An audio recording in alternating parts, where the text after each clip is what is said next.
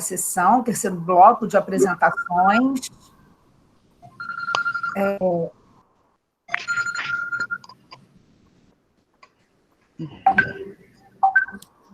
Vou pedir para o pessoal, né? Bom, então aqui é o nosso primeiro seminário de estudos em literatura infanto-juvenil da UERJ. Nós vamos agora para a terceira sessão de comunicações orais, de 15h45 às 16h45, começando só um pouquinho mais tarde, né? Aqui a gente informa que são apresentações dos membros do Núcleo de Estudos em Literatura Infanto-Juvenil da UERJ, portanto, é um evento bem restrito, pequeno, né, para que a gente divulgue as ações e pesquisas dos membros desse grupo. Aqui vocês têm as apresentações de agora, então nós vamos ouvir a Flávia Cortes de Alencar, Ana Maria Gonçalves Claro, Cláudia Marapode e Madalena Chianello.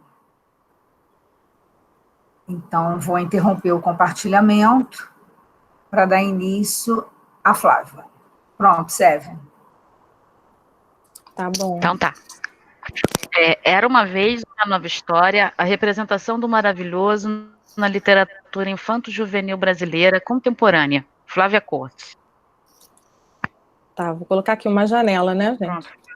Isso. Vou compartilhar uma. Acho que é isso. Eita. Tá aparecendo para vocês já? Sim. E aí, apareceu, gente? Está começando a chegar. Sim, está aparecendo já. Ei, aleluia, porque, né, toda vez dá problema no Meet comigo. Bom, gente, boa tarde. Tá aparecendo uma mensagem aqui, vou clicar em ocultar, vamos ver no que vai dar. Deu errado. Espera aí. Sumiu a minha apresentação para mim. Fui ocultar porque estava tapando parte da minha tela. A mensagem do Meet. Vai ter que compartilhar de novo, Flávia. Sim, vê se entrou. Está entrando. Entrou já. Entrou? Obrigada, gente. Boa tarde a todos. Eu sou a Flávia Cortes, eu sou doutoranda em Teoria da Literatura e Literatura Comparada pela UERJ, sou orientanda da professora Regina Micheli, também sou escritora, tenho mais de 20 livros publicados, sou roteirista e vice-presidente da AELIS, que é a Associação de Escritores e Ilustradores de Literatura Infantil e Juvenil. Eu já venho desse meio acadêmico, já me formei em letras na FRJ, onde me especializei em literatura infantil e juvenil, e eu sempre pensei esse lado, né, da pesquisa na literatura e não só na parte escrita. Sempre me interessei por isso e fiz o mestrado agora na UERJ também, em literatura brasileira, sob orientação também da professora Regina Micheli, e já engatei o mestrado no doutorado, que eu acabei de começar não, né, que a sensação é que esse ano meio que não começou. Então, a minha pesquisa está no início ainda, mas eu trouxe para apresentar para vocês o que eu já fiz, o que eu quero fazer também. Vamos lá. Os contos maravilhosos datam de tempos muito longínquos, encontrando suas raízes no Antigo Egito e na mitologia grega. No entanto, permanecem atuais ainda hoje por tratarem de questões que afligem a todo ser humano, independente de sua cultura, conhecimento ou classe social. Temas como a morte, a fome, a autoaceitação serão sempre pertinentes a qualquer leitor. Aí tem uma citação de Todorov. Relaciona-se geralmente o gênero maravilhoso ao conto de fadas. De fato, o conto de fadas não é senão uma das variedades do maravilhoso. E os acontecimentos sobrenaturais aí não provocam qualquer surpresa. Nem o sono de 100 anos, nem o lobo que fala, nem os dons mágicos das fadas. Embora o conto de fadas seja apenas uma das variedades do maravilhoso, é ele a maior referência que temos desse gênero literário. E é também dele que eu vou pesquisar mais na literatura contemporânea. Os contos... Flávia não está mudando. A gente não, eu não mudei, é que eu estou lendo. Então, desculpem, eu estou nessa tela ainda, eu estou lendo. Os contos de fadas têm sua origem no folclore popular. Vocês estão vendo uma bruxa, o João e Maria, aí? Vocês estão vendo o João e Maria? Você está na primeira tela? Não, Flavinha, não está aparecendo. Vocês estão na primeira tela ainda? Slide. Isso, Ah, estava meu de Deus, apresentação. É a mesma slide. Ué, está dizendo aqui, Nós o estamos na primeira. aplicativo Google Meet está compartilhando uma janela. Bom, deixa eu tentar botar menor, então. Assim aparece? Provável, você não passou para o segundo slide. A gente vê todos os slides aqui do lado, mas em pequenininho. Tá, deixa eu tentar você- botar aqui de outra forma, então. Não, assim não. Passa manual. Você ampliou. Eu estava passando. Seta para baixo. Clica em cima em slideshow, Flávio. Peraí. Slideshow. Tá. Aí, o que eu clico em slideshow? Play from start? Melhor passar manual, Flávia. Vê se foi. Não, não vai. Melhor você Não passar foi? manual. Vai clicar. Melhor fechar e ligar de novo. Como assim, manual? Aí, manual. Tá aqui, assim? Isso. Agora virou. Volta lá. Agora está passando as telas. Tá, o problema é que eu tinha botado imagem, depois ia entrar um texto, mas aí vai tudo junto, paciência. Vamos lá. O que eu estava lendo dizia respeito a esse que eu mostrei em 2 etapas, mas não vai ter mais como mostrar as etapas. Já me perdi totalmente aqui. Desculpem. Os contos de fadas têm sua origem no folclore popular, nas histórias de narrativa oral, contadas pelos camponeses à roda das lareiras e fogueiras em tempos remotos e repassadas de geração a geração. Essas narrativas eram direcionadas às pessoas de todas as idades, já que o conceito de criança, como existe hoje, com um conjunto de necessidades e aptidões próprias, não existia. O conto maravilhoso possui características próprias, uma forma específica de escrita narrativa que o marca. O começar por Era uma Vez, dos contos de fadas, por exemplo, já pressupõe um tempo e espaço pertencentes ao universo mítico. Dessa forma, o leitor é levado a aceitar novas leis da natureza através do pacto silencioso estabelecido entre ele e o narrador. A criança já está familiarizada com esse universo e, portanto, mais receptível à aceitação desse mundo que um adulto, agrilhoado por descrenças e dúvidas de um negar-se infantil por muitos anos, negar que um dia foi criança. Torna-se, portanto, importante estudar o maravilhoso, buscar suas origens, conceituação, características, investigando os contos da tradição. O tema, a proposta dessa pesquisa, né? Essa pesquisa tem como proposta analisar a representação do maravilhoso na literatura infanto-juvenil brasileira contemporânea, mais especificamente no período que abrange os anos de 2010 a 2020, traçando um contraponto com os contos da tradição, ao analisar quanto as narrativas do passado influenciaram e ainda influenciam os escritores da atualidade e o quanto a narrativa da tradição é desconstruída ou recriada. E eu trouxe aí umas capas de livros que eu analisei já na minha pesquisa, né, que são de autores contemporâneos, assim, autores que eu não considero do cânone contemporâneo, que eu chamei cânone, aqueles autores mais conhecidos e já com muitas pesquisas acadêmicas. Esses são autores de muita qualidade literária, com prêmios literários, com muitos títulos publicados, mas que ainda não são tão pesquisados assim no meio acadêmico. Esses são alguns deles, né? Aqui está o Conto de Fadas Mortas, do Felipe Campos, que é nosso colega aqui, pesquisador também no grupo do Enlige. Está Caixinhos de Prata, do Léo Cunha, e Medonho, da Rosana Rios. Pois isso aqui era para entrar a imagem, depois entrar o texto, mas já foi. O principal objetivo desse trabalho é abranger narrativas publicadas na contemporaneidade, mais intensamente no período dos últimos 10 anos, e que dialoguem de alguma forma com as narrativas tradicionais dos contos de fada e do maravilhoso, a fim de averiguar os caminhos que os escritores do referido período escolheram para resgatar tal temática e o quanto sua literatura está impregnada pela mesma. O que se percebe na literatura infanto-juvenil da atualidade é que ela consegue mesclar essas duas tendências, de realidade e fantasia.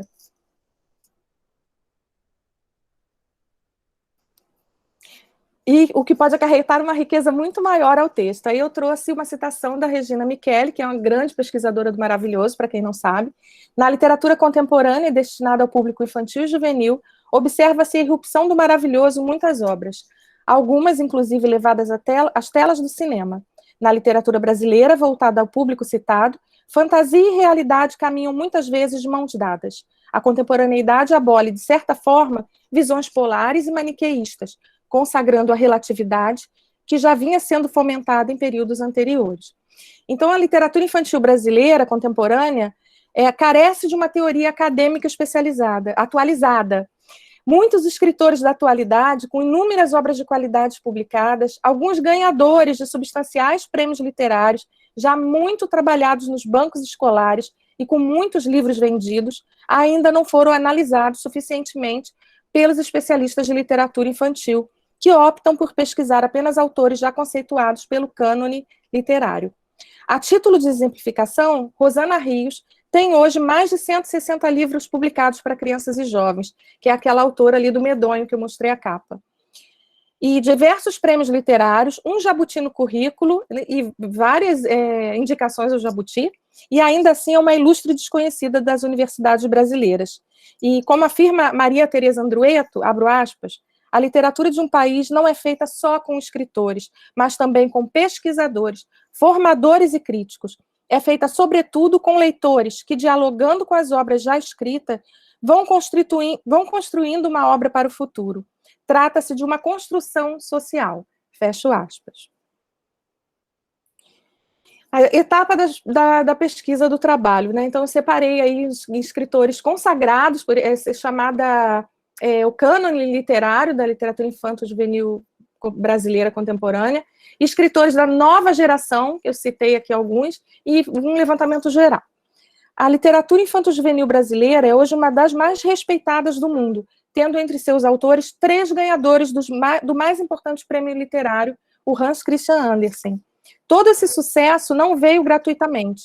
É o resultado do esforço de uma série de escritores que contribuíram ao longo de mais de um século para a criação de uma literatura infantil propriamente brasileira. Nesse âmbito, a pesquisa pretende investigar primeiramente a permanência do maravilhoso em 3 escritoras consagradas, que são Silvia Ortoff, Lígia Bojunga e Marina Colasanti.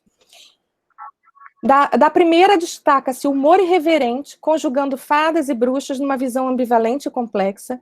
Da segunda, a conjugação do verismo e do maravilhoso em diversas obras, entretecendo uma narrativa inovadora. Da última, a recuperação de uma ambiência medieval, com personagens do maravilhoso e acontecimentos por vezes insólitos. Oi?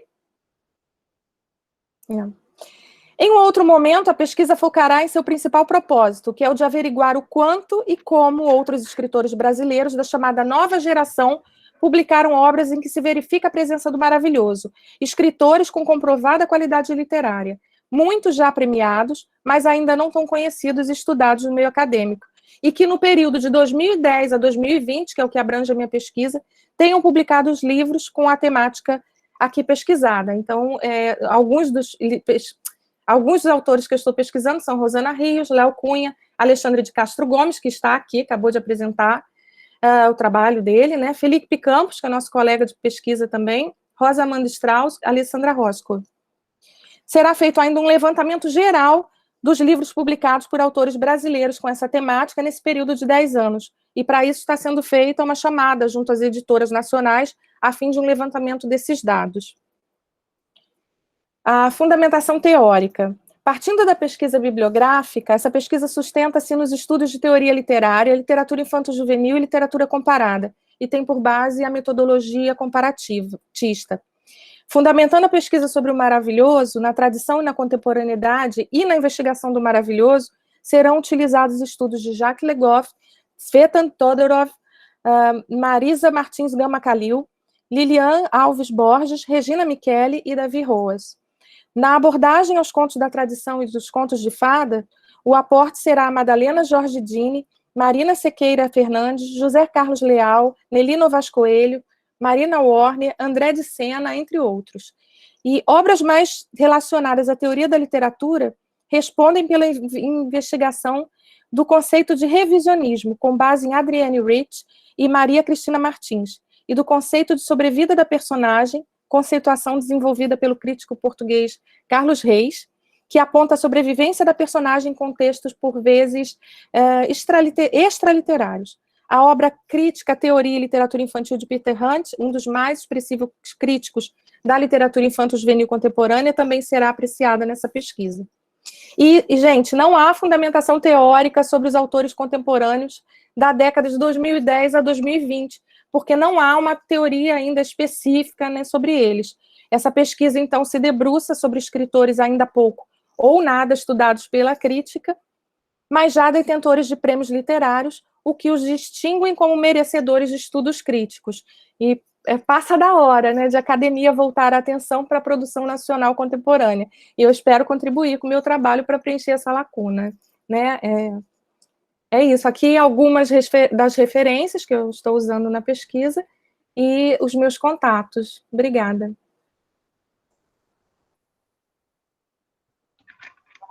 Obrigada, Flávia. Né, conheço o trabalho, então tem pesquisa muito séria, né? Você elenca as pesquisadoras, né, 3 escritoras femininas e avança por escritores assim, próximos da gente. Eu acho muito, muito legal você estar pesquisando o Alexandre, o Felipe, né? E espero que daqui a pouco a sua obra também seja estudada, né? Eu já me arrisquei. Pois é, né? Já teve aí pesquisa, sim. Na Abrali, que eu falei de obras da Flávia, mas né, tá aí aberta, é uma obra também belíssima, a mais pesquisadora. Passo a palavra para a Sévia.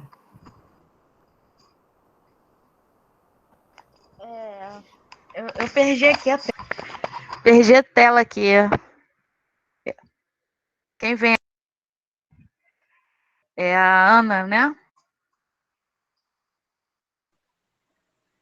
Sim. Ana, você está pronta? Estou. Regina, você pode passar para mim, por favor, o PPT?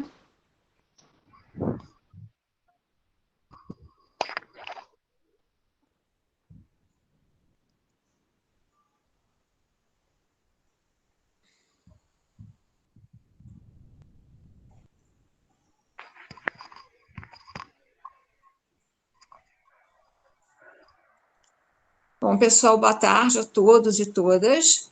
Né, eu trago como meu projeto de pesquisa, já faço isso há algum tempo, é o feminino nos contos de Ítalo Calvino. E o meu tema, eu esqueci de colocar o nome da obra em que eu estou baseando o tema da minha pesquisa, que é a obra Fábulas Italianas.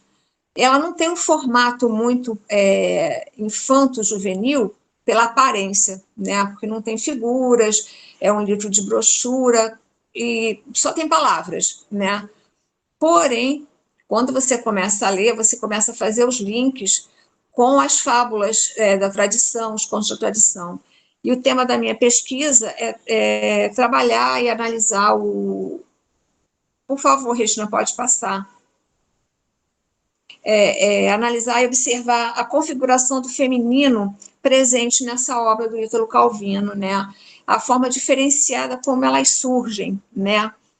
E elas normalmente trazem para elas o protagonismo da história, e normalmente é delegado ao gênero masculino, né? Ao príncipe, ao herói, ao rei.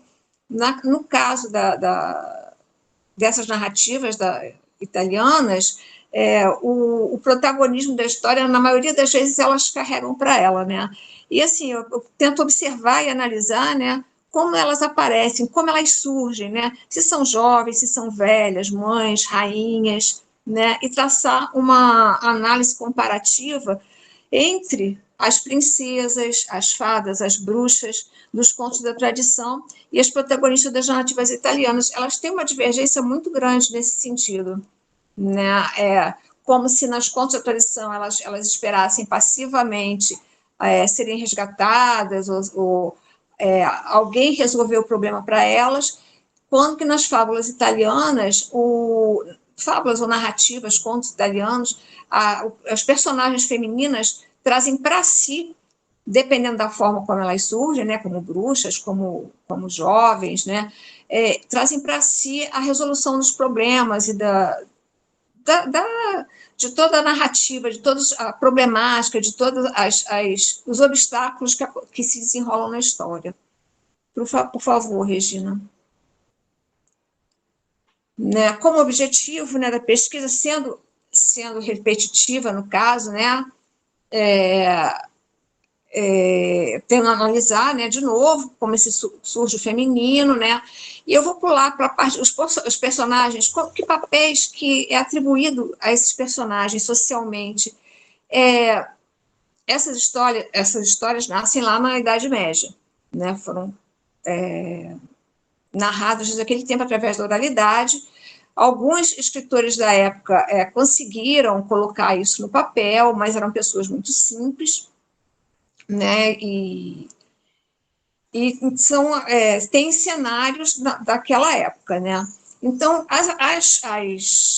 com a tradução e adaptação feita pelo Ítalo Calvino, essas personagens foram mudando, né, elas foram exercendo um outro papel diferente da mulher daquela época, né, e um dos pontos da minha pesquisa, de objetivo da minha pesquisa, é discutir como esse feminino é diferente da mulher durante a Idade Média, que ela era criada para ser esposa, para ser mãe, dona de casa, ficar presa somente com atribuições domésticas, né? Há pouco tempo eu participei de uma comunicação na Unimonte e eu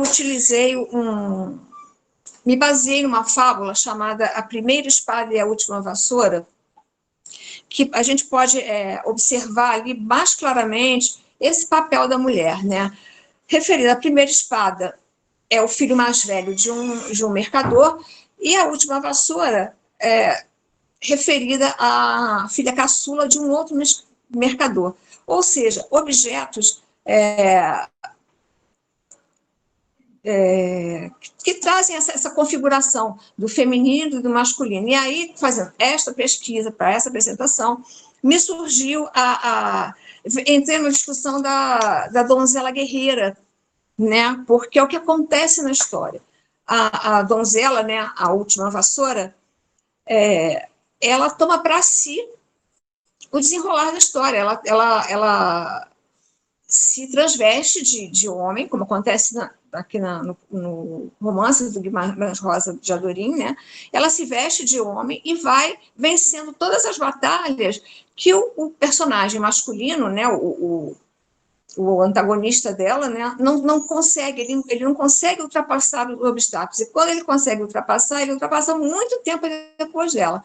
Resumindo a história, ela vence.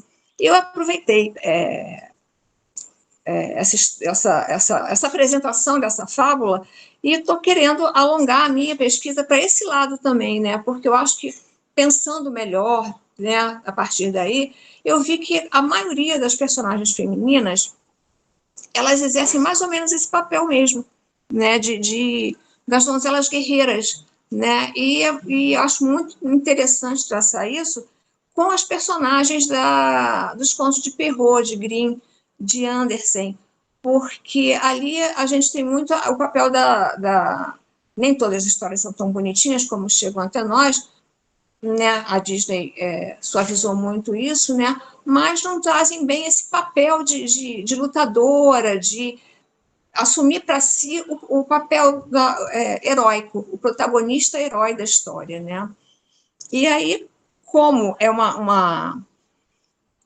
como essas histórias são, desculpem, como essas histórias acontecem lá na Idade Média, eu fui procurar em Regine Pernot, Jacques Le Goff e Georges Duby, que são historiadores medievalistas, né, dados para que eu possa me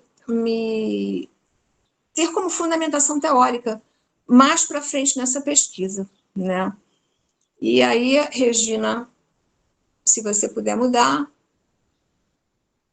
E as etapas da pesquisa. Obviamente, a escolha da obra, que foi feita ainda na minha graduação, participando da disciplina da professora Regina Micheli, né, Narrativas Portuguesas, e ela me pediu se eu tinha conhecimento de alguma obra italiana, já que eu sou bacharel em português e italiano, que falasse nesses encontros maravilhosos, encontros infantos juvenis, e aí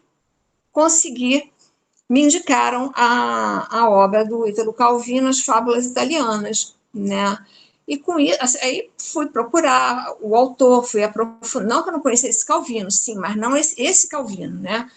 Aprofundar mais o conhecimento sobre o autor, a obra e sua escrita. Aqui tem um dado bastante interessante quanto à escrita do Calvino, que ele mudou radicalmente a escrita dele a partir dessa obra, das Fábulas Italianas. A partir daí, ele passou a fazer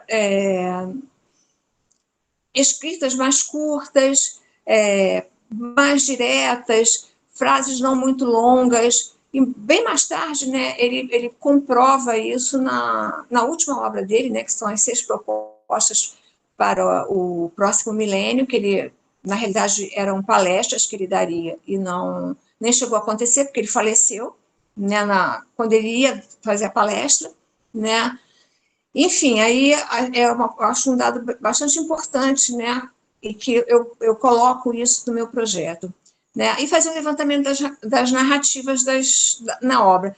Nem é bem fazer um levantamento separando, né, quais as que abordam as personagens bruxas, quais as que são as personagens são monstros, são ogras, quando elas são velhas, quando elas são as rainhas, quando elas são as princesas. E aí também tem um outro detalhe que eu gosto sempre de frisar, esse termo príncipe e princesa raramente aparece na obra. Eles são relatados como filhos do rei, filhos da rainha, e não príncipes e princesas, né? E sempre procurando destacar e analisar esse objetivo, né? E pesquisei, como etapa da pesquisa, né, tive que ir atrás dos autores, né, para fundamentação para o trabalho, né, e acabei encontrando na própria... Regina, por favor.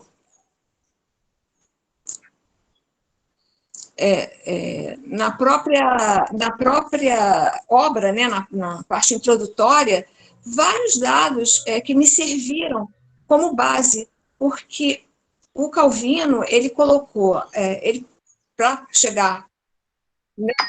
Sim, serve. 5 minutos. Sim, obrigada. Para chegar na obra final, né, nas fábulas, ele fez um trabalho de pesquisa, um trabalho de pesquisador, muito, muito, mas muito bonito mesmo. E ele descreveu tudo isso na parte introdutória do livro. Então, ele cita Neruti, Pitré, Carducci, Basile, né, que ele usou tudo isso como fundamentação teórica, né? E eu uso também como fundamentação, né, pesquisas bibliográficas de livros, artigos e textos, né, textos literários e teóricos, mas aí eu esbarro numa dificuldade muito grande, que não existe muito material acerca da obra. Sobre Calvino tem muito, mas sobre a obra Fábulas Italianas é muito pouco, é raríssimo. A gente consegue assim, um comentário aqui, outro ali, às vezes em alguma tese, às vezes eu consigo encontrar em tese de alunos da USP, mas é uma coisa muito en passant, não dá para servir como uma fundamentação, é um comentário acerca dele, né? E como minha metodologia, né, como eu já falei antes, é uma metodologia comparatista e dialógica entre áreas de conhecimentos de diversos saberes, né? Porque nessa pesquisa entra a história, já que a gente se baseia nas mulheres da Idade Média, né, daquelas narrativas da Idade Média. Uso também a psicologia analítica, de base junguiana, né, e a mitologia, que é um outro dado importante de pesquisa para mim, né. Bom, e aí, assim, falando rapidamente, com medo do sininho da SEV, né, no final tem as referências, né, são as que eu mais uso, né, até aqui, né? E sendo pesquisa, eu pretendo ainda, para futuros desdobramentos, né? Aprofundar mais ainda, né? Sobre essa obra, né? E também que a cultura italiana, que é uma coisa assim fantástica. Então, nesse início de pesquisa, né, apesar de já estar com ela há algum tempo, basicamente eu uso esses autores aí como referência, tá bom? E é isso, esse é meu contato, tá? Obrigada a todos, obrigada pela oportunidade e de mais uma vez poder falar do meu projeto. Obrigada.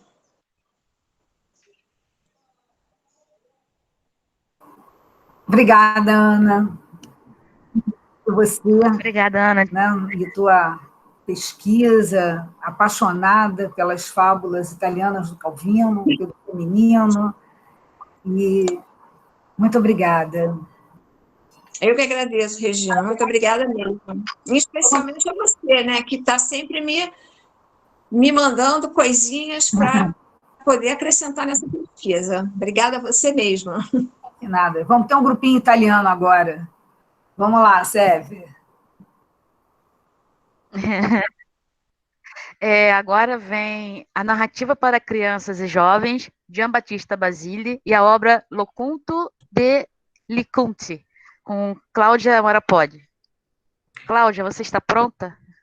Eu só preciso que libere para eu compartilhar, porque está a professora ainda. Professora Regina.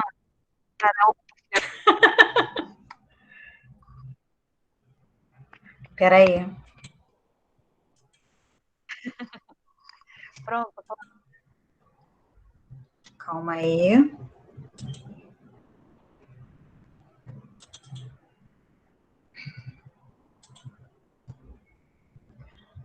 Todos estão vendo? Como é que está aparecendo aí para vocês que eu não estou vendo nada? Ainda não. Cláudia, ainda não aparece para mim, não. Não? Não. Para mim, nada. E agora? Ainda não. Engraçado que para mim está aparecendo como se já estivesse transmitindo. Vamos lá.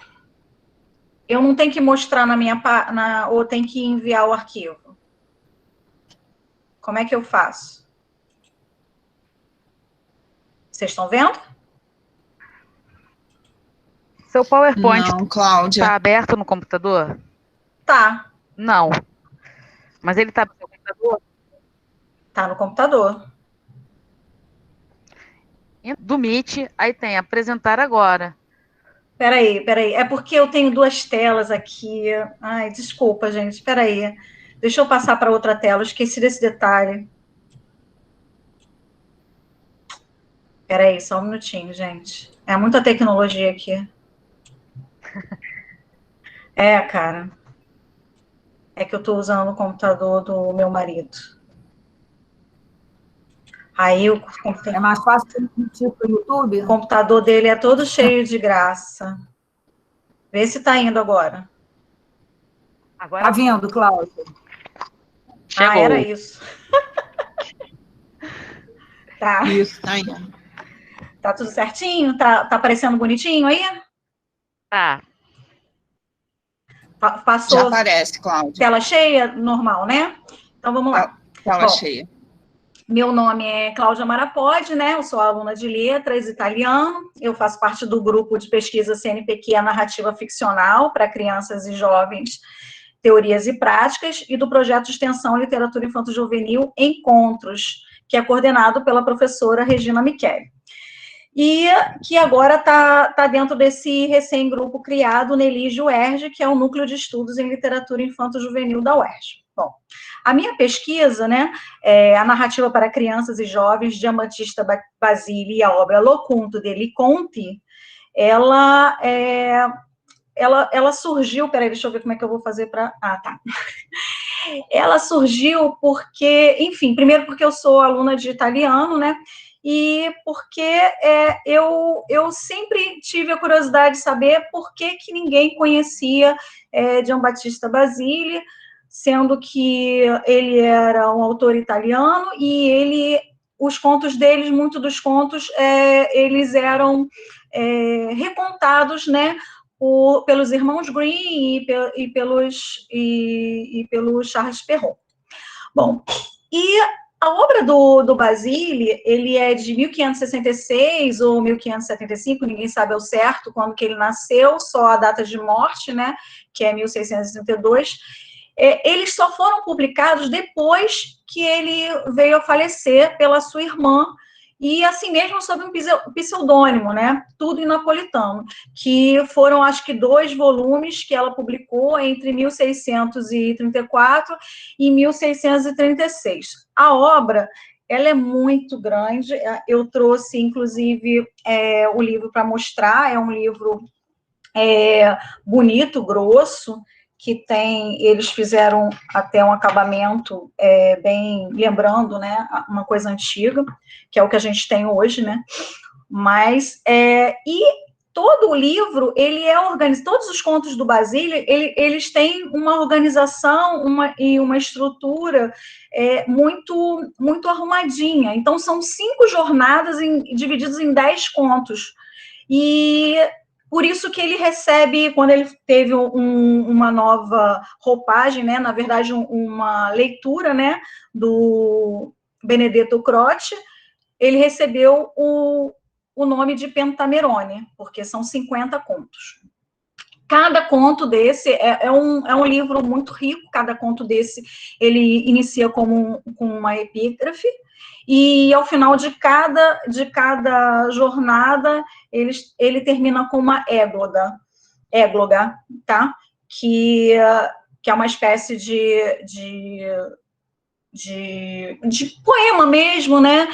Que tenha um pouquinho a ver, mas nem tanto com o conto que foi contado.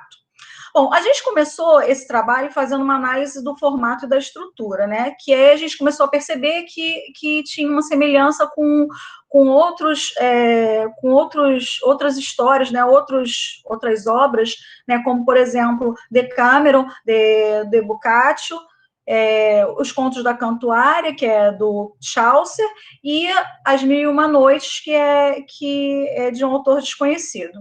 E aí a gente começou a prestar atenção que todos eles têm também, assim como Basile, tinha uma análise, um móvel que se justificava ali naquela narrativa. No caso, em Boccaccio, a ameaça, a peste, a Sherazade, a ameaça de morte, Chaucer, a viagem, a distração de viagem, e em Basile é a distração para atrair a atenção e a confiança do príncipe, que ele precisa... que ela precisa manter para poder resolver a situação dela, que eu não vou contar. Bom, sobre Basília, eu destaco essas duas aspas importantes, porque, na verdade, aspas do Croce, que ele era um estudioso do Basile, na verdade, ele que tornou o Basile mais conhecido dentro da Itália, porque nem os próprios italianos conheciam por conta de ter sido editado tudo em napolitano. E que ele fala que o Basile, ele tinha uma obra muito importante para os italianos. Ele colhia, durante todo esse período que ele viajava, ele colhia por onde ele passava as histórias, os causos que ele ouvia e ia montando os contos que ele criou. E o reconhecimento internacional que Basile teve após uma crítica dos irmãos Grimm somente em 1822. E aí, porque teve várias adaptações, né, de vários contos que a gente conhece hoje pela Disney, mas que são bem anteriores, né, são da época de Basile, como La Gata Cenerentola, que é a Cinderela, que a gente conta, a La Ciavoltella, que é a Branca de Neve, Cagliuso, Gato de Botas, Sole Luna Itália, que é a Bela Adormecida, né? Então, vamos adiante. Bom, e aí, nessa crítica que os Grimm fizeram, eles fizeram a seguinte, eles falaram exatamente o seguinte: traduzir, ou seja, germanizar Pentamerone do Basile não foi empresa fácil, pois este carrega toda a particularidade do dialeto napolitano, que diverge bastante da língua escrita italiana comum. E é extremamente trabalhoso encontrar o sentido destas imagens quase orientais, quentes e efervescentes, com metáforas, jogos de palavras, diminutivos afetivos, blasfêmias, enfim. Ou seja, eles reconhecem o valor, o significado daquela obra. Isso bem depois, né, das publicações de Basile. E, mais recentemente, na UFRJ, um grande estudioso, agora recentemente, em 2015, o Andrea Lombardi, ele fala que Basile, embora com seu estilo exuberante, que o coloca aos antípodas dos irmãos Grimm e, posteriormente, de Calvino, pode ser considerado o pai das fábulas, entendendo com isso sua colaboração, sua contribuição decisiva para o conto maravilhoso. E aí, para finalizar, uma coisa mais recente, que foi quando a gente conseguiu formatar mais o trabalho de pesquisa, porque a gente não tinha ainda nenhuma tradução desse material, a gente tem a fala de Francisco Degani, que fez essa obra que eu mostrei. Ele fala: definido por Benedetto Croce, escritor, filósofo e historiador napolitano, como o mais belo livro italiano barroco, O Conto dos Contos é certamente uma obra-prima de Basile. E por aí a gente vê que a gente tem 3 citações a Basile em tempos completamente diferentes, que mostram o valor desse escritor. Aqui é só uma ilustração, a gente tem um retrato, né, que a gente tem da figura de como seria Basile. Aqui é o mapa da Itália, e aqui a região onde ele nasceu e onde ele morreu. Bom, o Pentamerone de Basile no Brasil. Na verdade, o que a gente tinha de Basile até então? Somente algumas coletâneas, alguns contos assim, aqui e ali, de Silvio Romero e do Luiz Câmara Cascudo, porque ele pegava esses contos, né, que eles viam e colocavam nessas coletâneas. E agora, em 2018, que a gente tem o Conto dos Contos, que é o livro que eu mostrei, com a tradução do Francisco Degani. Bom, as minhas considerações preliminares, porque o trabalho ainda está em andamento, é que a gente percebe, como eu já falei, que a gente tem várias narrativas de Basile em obras de outros escritores, e principalmente do Charles Perrault e dos irmãos Grimm, né, nas versões deles, que são as mais famosas. A gente também tem a percepção da grande relevância que esses contos têm para a cultura italiana, e como ele se transformou na primeira coletânea de contos populares, né, da época. A relevância dessa obra, ela confirma, né, o título conferido a Basile pelo Andrea Lombardi, né, que é o pai da literatura infantil. E a principal motivação para eu fazer essa pesquisa é a divulgação da obra de Basile, que a gente já está, ou bem ou mal, a gente já está conseguindo.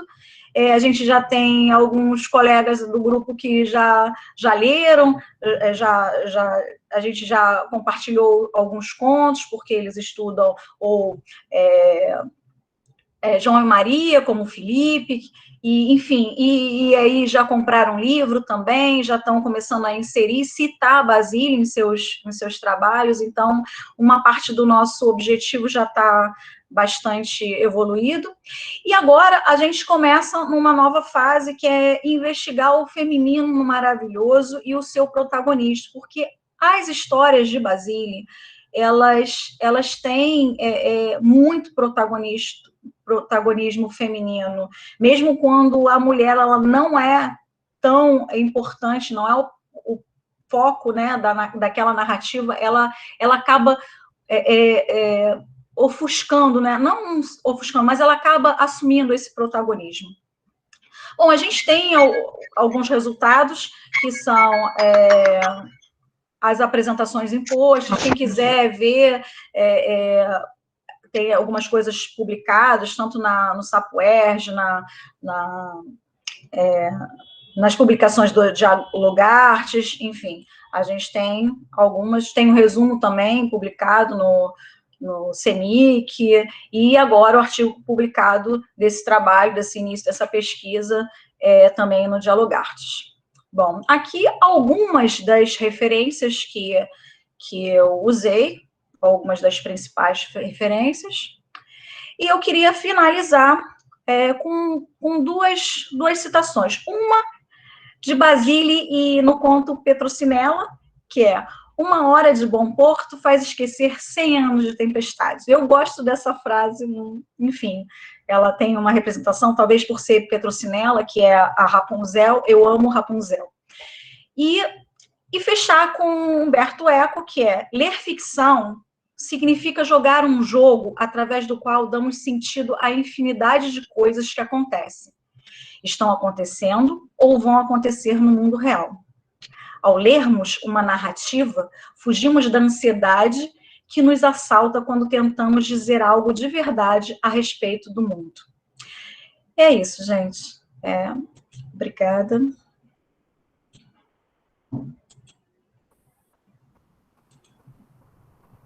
É isso. Obrigada, Cláudia. Obrigada, professora. Muito obrigada. Né? Acho que eu não extrapolei meu tempo, né? Bem, eu não escutei o sininho da Sérvia. Eu escutei o sininho só, mas não ela falando. É muito bom acompanhar essas pesquisas. Ah, legal agora. Então, com a palavra, Sérvia. Agora nós teremos a trajetória do herói, Pinóquio, e suas releituras verbo-visuais, com Madalena Chianello. Isso. Deixa eu ver se eu consigo. Helena, você está pronta? Olha, eu estou com o arquivo aberto aqui no computador. Tá, é a primeira vez, tenham paciência comigo, vamos ver se eu consigo apresentar. Estou mexendo aqui. A tela inteira.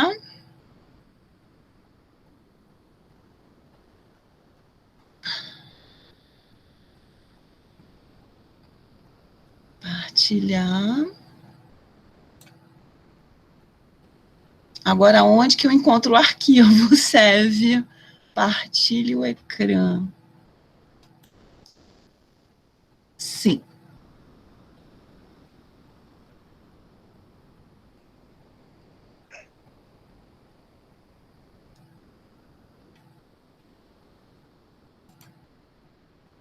Quando eu clico em apresentar... Está aparecendo, Sérvia? É uma janela, não é a tela... Ah, foi, legal. Está indo agora. Aí, chegou. Está indo? Tá, perfeito. Vamos ver. É porque a gente não vê ninguém, né? E Isso, aí fica complicado, então. Boa tarde a todas e todos. Eu sou a Madalena Chianello. Oi, Regina. Está aparecendo, pelo menos para mim, o último slide, o de contato. Talvez você tenha que subir, né? Ah, sim. Vamos lá, pronto. E agora, Regina? Aparece o primeiro? Sim, aparece. Então, vamos lá. Então, finalmente, boa tarde a todas e todos. Eu sou a Madalena Chianello. Esse ano, em março, eu fui gentilmente acolhida pela professora Regina Micheli para participar do grupo de pesquisa em Liege. Eu sou aluna egressa da UERJ, eu venho da pedagogia, eu colei grau, eu terminei, né, o curso em dezembro do ano passado, colei grau em junho, e estou lá na pesquisa. Eu demorei um pouco para definir o tema da minha pesquisa. Essa pesquisa nasceu, o tema nasceu em setembro agora, e porque eu sou escritora e ilustradora de livro infantil, mas eu acabei de começar, né? Em 2014, eu escrevi um livro que me levou para a contação de história em escola, em CIEP, que aí me fez apaixonar pela educação, me fez decidir por fazer a faculdade de pedagogia, e aí eu decidi que queria seguir pela literatura, porque eu me apaixonei pela literatura infantil, e aí eu estava buscando em outras universidades, mas a UERJ é o meu amor. Então, eu vou falar um pouco dessa pesquisa, como que ela nasceu, qual foi a motivação.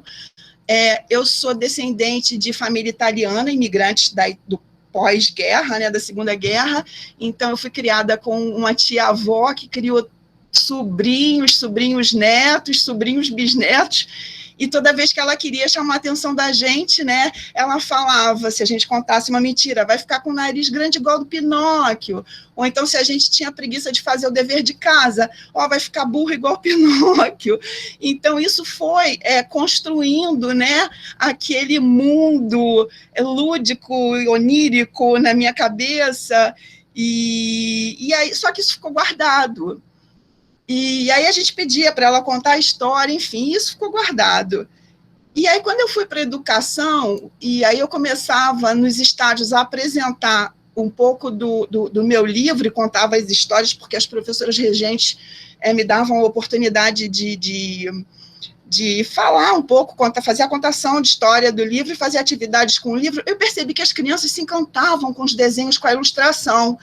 E eu também fui voluntária na Brinquedoteca do Pedro Ernesto, e eu também tive a oportunidade de fazer a contação de história lá e de trabalhar com desenho com as crianças. E isso me chamou muita atenção. Eu falei assim, eu preciso agora ir para o mestrado e fazer pesquisas em cima da ilustração do livro infantil. E aí foi nesse período que eu descobri que existia o livro Imagem, né? E aquilo assim, foi construindo uma trajetória para mim.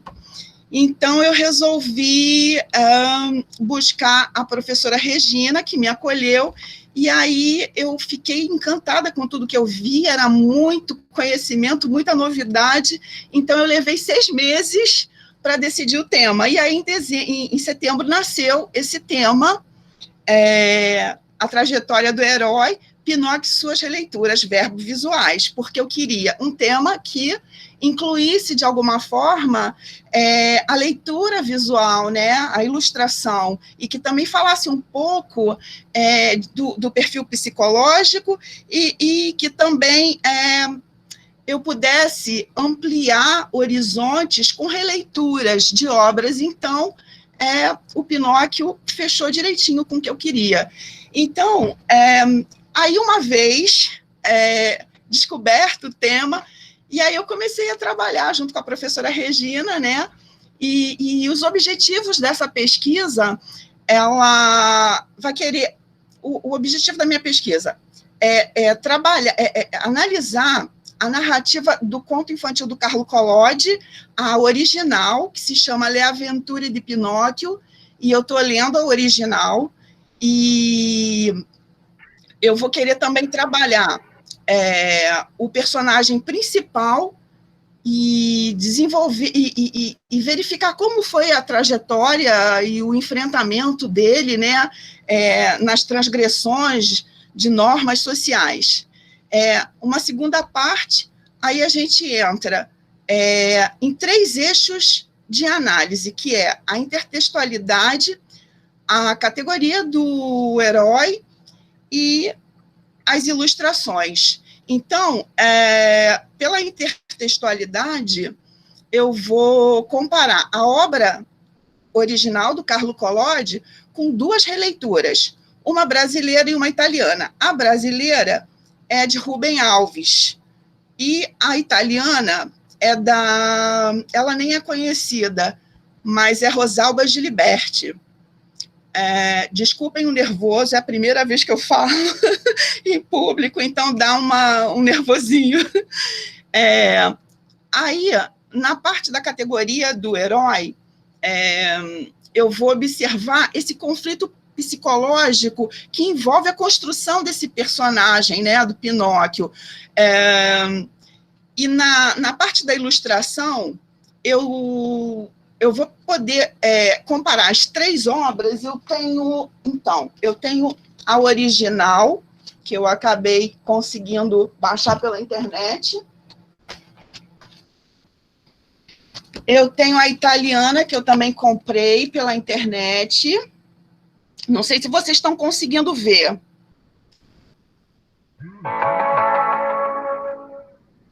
E tenho a brasileira. E ela foi lançada em 2005 e 2010. Então, as etapas da pesquisa. Eu vou primeiro aprofundar a obra matriz, depois eu entro na trajetória do herói, depois eu sigo com a intertextualidade, depois eu vou para as releituras, a obra brasileira e depois a obra italiana, e depois a narrativa verbo-visual. E aí, na fundamentação teórica, né, que vai ser bibliográfica e qualitativa, eu tenho em Joseph Campbell a composição do personagem protagonista, os elementos que constituem a figura heróica na narrativa e as suas implicações no decorrer da ação. E tenho também a abordagem psicológica do herói e o mito do herói e suas funções sociais. E Marie-Louise von Franz, eu tenho o conflito da luta do adulto contra o paraíso da infância, que é mais ou menos o conflito, né, do certo e do errado, o divertimento e a responsabilidade é o que vive o Pinóquio. E pela intertextualidade, eu tenho Tiffany Sotomayor, os estudos acerca do diálogo da relação entre textos, em que um texto escrito precedentemente exerce influência na criação do outro. E em Afonso Romano de Santana, os diferentes processos intertextuais, a paráfrase, pastiche e paródia. E a Linda Hutchein, a ficção pós-moderna versus o diálogo entre o passado e a contemporaneidade. No eixo da narrativa verbo-visual, eu tenho, com a Nelly Novaes Coelho, a análise das relações verbo-visuais tecidas entre a palavra e a ilustração. Tenho imagens, as que provocam o conhecimento ou o reconhecimento de objetos nas crianças, que são familiares às crianças, né? Exemplos, os brinquedos, os móveis da casa, os recantos da casa, os seus bichinhos, um alimento específico que a criança goste, e isso tudo é colocado oralmente para a criança, né, pelo nome, é nominado. E na Maria Nikolaeva e Carol Scott, eu tenho as funções da palavra e imagem, as funções da ilustração. E então as minhas referências estão aqui. São inicialmente a bibliografia que eu vou usar, e aqui é o meu contato. Gente, agradeço e me desculpo pelo nervosismo. Lena, obrigada. Agradeço também a sua coragem. Todas as pesquisas um dia foram embrião, nós mesmos também fomos embrião um dia, e é a tenacidade que faz com que, né, as pesquisas se desenvolvam. Está aí a Cláudia com Basília, Ana Maria com ia falar colóide é o teu. Com Calvino, cada um, né, desenvolvendo uma pesquisa, perseguindo, né, estudos, e isso é que é fundamental, que a gente persiga objetivos, né, não esmoreça, porque as pedras no caminho, né, Flávio lembrou isso de manhã, às vezes nem são pedras, são montanhas que a gente nem consegue ultrapassar, tem que dar a volta pelo lado. Então, eu parabenizo, né, Flávia, que vem com uma pesquisa também já muito bonita, já há algum tempo, desenvolvendo e aprofundando, desdobrando. Peraí, só um minutinho. Ana Maria, também, né,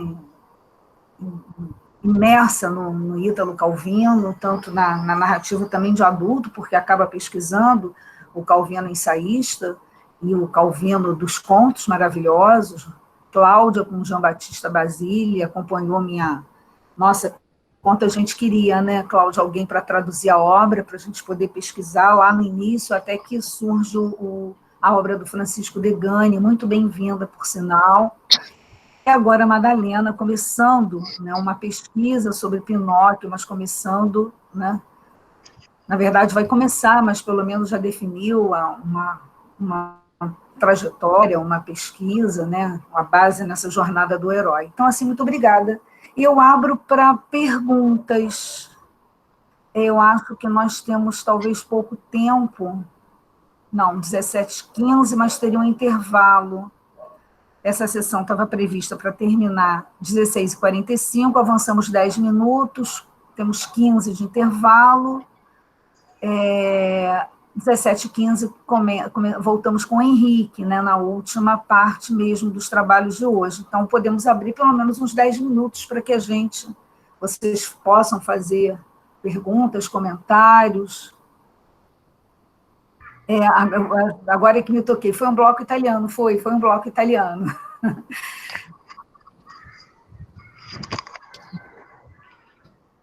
Fora a Flávia, né, que vem com Maravilhoso, ainda que o Maravilhoso perpasse também as pesquisas da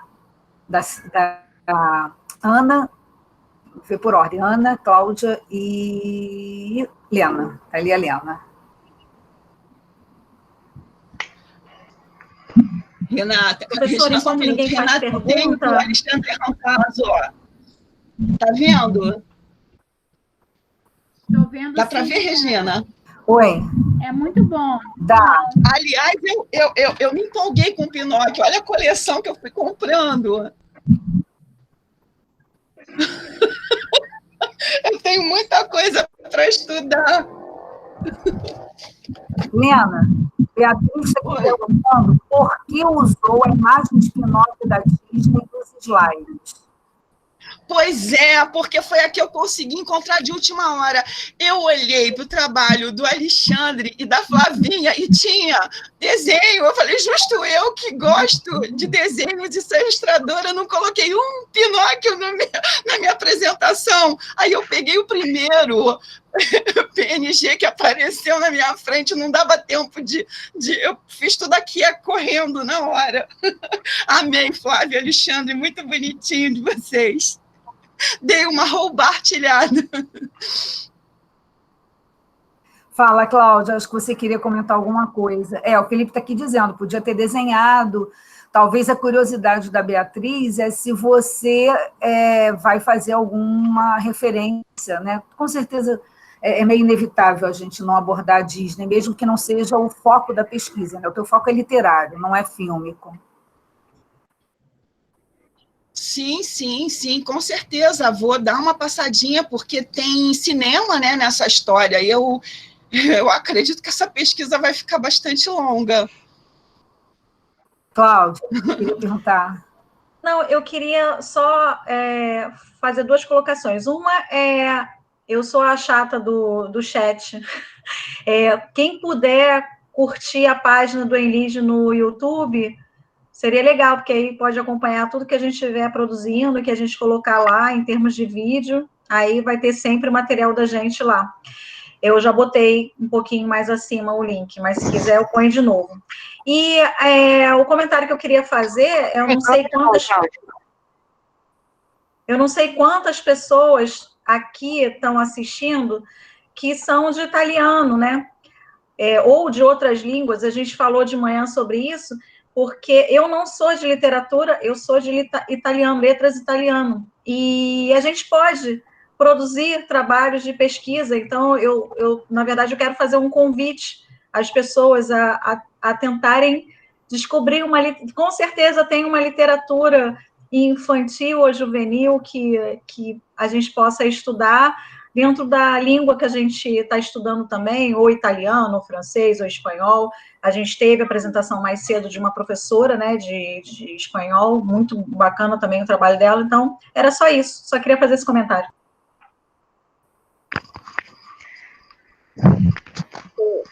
Se inscreve no canal e dá a curtida, tá, gente? Para valer no grupo. Cláudia, eu fiquei super feliz de saber que você também está pesquisando feminino no Basile. De repente, a gente pode trocar umas figurinhas aí. Eu levando do Calvino e você levando do Basile. O que você acha? Com certeza. Né? Vamos trocar umas figurinhas aí, tá bom? Com certeza. Cláudia, eu também tinha um negócio para falar. Aquele livro que eu tá ligado? Porque nem sei se liguei o som. Tá. Aquele livro que eu te falei da Carmen Dolores, que tem aquela história da sereia e tal, tem uma história ali chamada O Preguiçoso, que é tirada do Basile. Na verdade, é aquela do burro que descomia a joia, né? Que a gente leu na aula da Regina, tá ali, só que o nome é O Preguiçoso. E ali ele tem aquele negócio, berra a cabra tem que, sabe, quando ele fala para a cabra berrar, aí saía o dinheiro da cabra, né? Mas, assim, é tudo derivado de Basile, né? Então, eu não lembro, mas eu lembro que tem uma história semelhante, não é bem uma cabra, né? Não, esse que eu te falei é do livro da Lendas Brasileiras, da Carmen Dolores. Isso, era isso que eu ia falar. Deve ser como é que é o nome? Não é do... Esqueci o nome dele. Gente. Aqui é da Carmen Dolores. Mas tá. Não é do Silvio Romero. Não é. E eu estava... Embora tenha contos aqui dentro, que eu acho que ela deve ter meio puxado do Romero também, porque tem o Bicho Manjaléu e tal. Mas eu não sabia se o Silvio Romero tinha feito alguma coisa parecida com esse do Basile. Então, depois compartilha comigo, que eu quero ver. Mano. Que eu nem sabia, não sabia dela. Aí a gente inclui também ela, porque eu não conheço. Na verdade, o que eu só achei do Silvio Romero e do Luiz Câmara Cascudo, né? Que é, enfim, mais tradicional. São 4 páginas só. Se chamou Preguiçoso, depois eu te mando. Tá bom, obrigada.